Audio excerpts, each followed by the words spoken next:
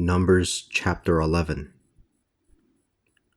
The people complained about their hardships, and the Lord heard and his anger flared up. Then the fire of the Lord burned up the outskirts of the camp. The people cried out to Moses, and Moses prayed to the Lord, and the fire was quenched.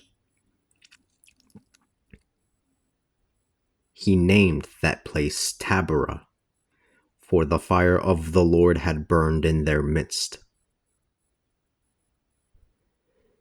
Now the rabble among them fell victim to their desires again.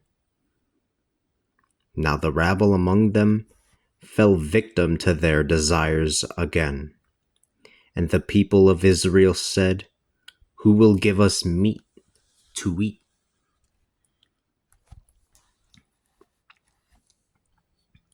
We remember the fish we ate freely in Egypt. Excuse me. We remember the fish we ate freely in Egypt, along with the cucumbers, the melons, the leeks, the onions, and the garlic. But now our strength is fading away. All we ever see is this manna. Manna had the shape of coriander seed, and it looked like resin.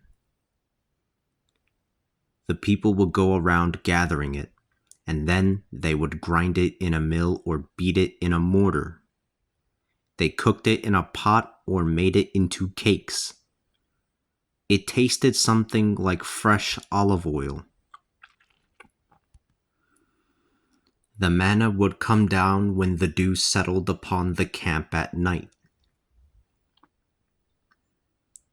Moses heard the people weeping, each family at the entrance to their tent. The Lord became exceedingly angry, and Moses was greatly displeased. Moses said to the Lord, "Why are you torturing your servant? Have I not found favor in your sight that you would burden me with this whole people? Did I conceive this entire people? Did I give birth to them that you should say to me, 'Carry them in your arms like a nurse carries a small child to the land that I have promised to their ancestors?' Where can I get enough meat to give to all this people? For they cry to me, saying, 'Give us meat to eat.' I cannot carry this entire people by myself. They are too burdensome for me. If this is the way that you are going to treat me, and if I have found favor in your sight, then please put me to death right now so I do not have to keep looking upon my misery."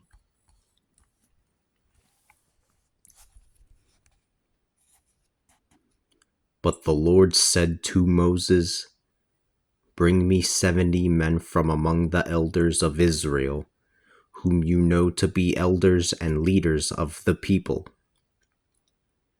Bring them to the tent of meeting, and have them stand there with yourself. I will come down and speak to you there. I will take some of the Spirit that is upon you and put it upon them. They will carry the burden of the people with you.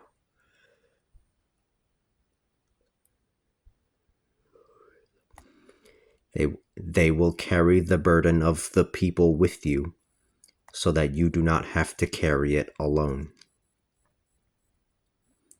Say to the people, 'Consecrate yourselves, for tomorrow you will eat meat.' You cried out in the hearing of the Lord, saying, 'Who will give us meat to eat? We were better off when we were in Egypt.'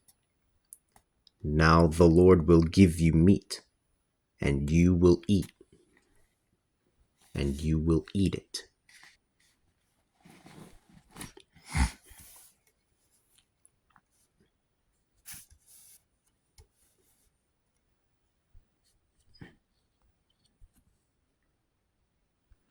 You will not eat it for just 1 day, nor for 2 days, nor for 5 days, nor for 10 days, nor for 20 days. Wait, forgive me. You will not eat it for just 1 day, nor 2 days, nor 5 days, forgive me. Forgive me. You will not eat it for just 1 day, nor for 2 days, nor for 5 days, nor for 10 days, nor for 20 days. You will eat it for a whole month, until your faces overflow with it, and you become sick of it. For you have despised the Lord who is among you, and whom you have confronted, crying out, "Why did we come out of Egypt?"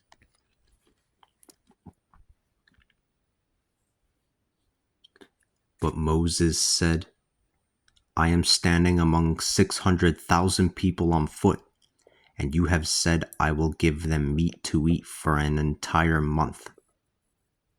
For an entire month? Shall the flocks and herds be slaughtered to satisfy? Forgive me.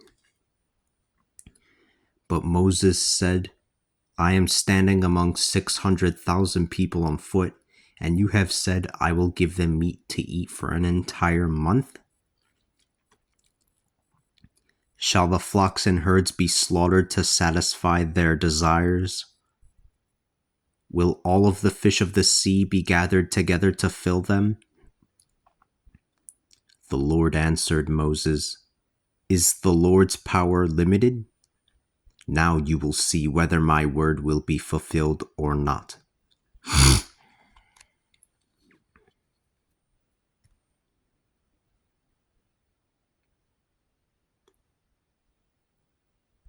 So Moses went out and proclaimed the words of the Lord to the people. He brought 70 of the elders of the people and placed them around the tabernacle. Then the Lord came down in a cloud and spoke to him. He took some of the Spirit that was upon him and placed it upon the 70 elders. When the Spirit descended upon them, they began to prophesy, although they did not do so again. But 2 men had remained in the camp. One was named Eldad, and the other was named Medad.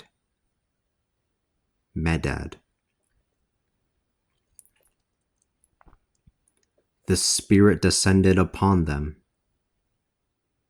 They had been on the list, but they had not gone out to the tabernacle.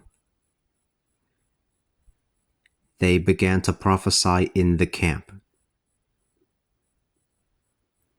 A young man ran and informed Moses, saying, "Eldad and Medad are prophesying in the camp." Joshua, the son of Nun, who had been an aide to Moses since he was young, said, "My lord Moses, stop them." But Moses said to him, "Are you jealous for me? Would that all of the Lord's people were prophets, that the Lord would put his Spirit upon them." Moses then returned to the camp, he and the elders of Israel.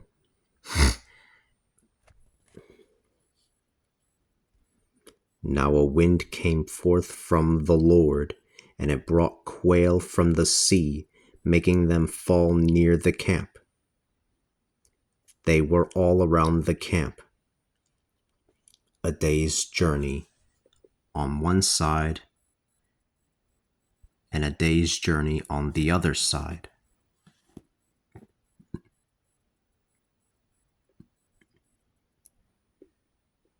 They were piled up on the surface of the land 2 cubits high.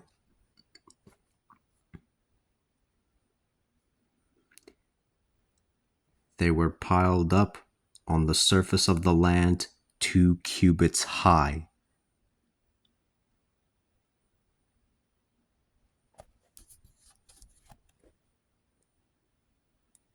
The people stayed up all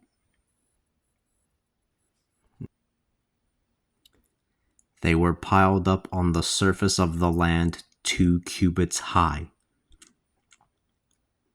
The people stayed up all day, and all night, and all the next day gathering the quail. The least that any of them gathered was 10 homers. They spread them out for themselves all around the camp. But while the meat was still between their teeth, and they were still chewing on it, the anger of the Lord arose against the people, and the Lord struck the people with a horrible plague. This is why that place was called Kibroth Hattaavah, because they buried the people who had fallen victim to their desires there. From Kibroth Hattaavah, the people traveled to Hazeroth, and they camped there.